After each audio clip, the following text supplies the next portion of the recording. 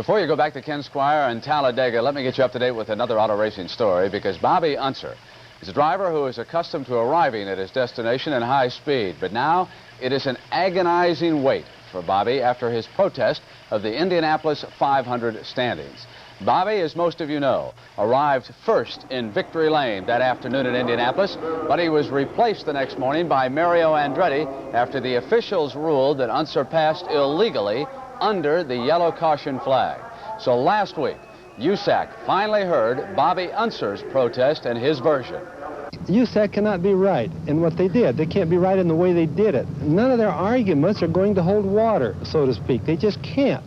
And I think it's time that they admit that, yes, you know, maybe Bobby did use the rules to his fullest and his best ability.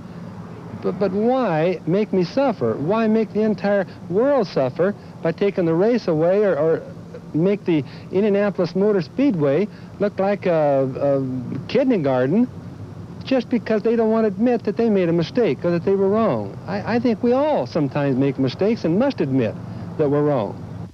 The cars leave the pits.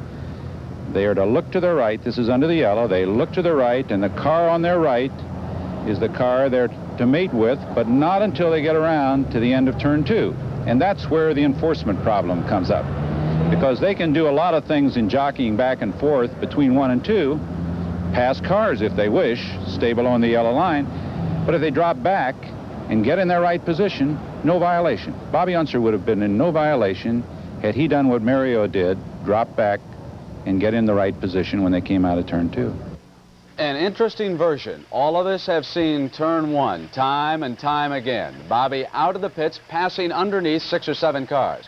But what happened over there in turn 2? And now it is going to be until late September or even October before Bobby Unser finally gets the final decision from USAC. And now let's go back to Ken Squire. Live coverage of the Talladega continues on CBS Sports Sunday.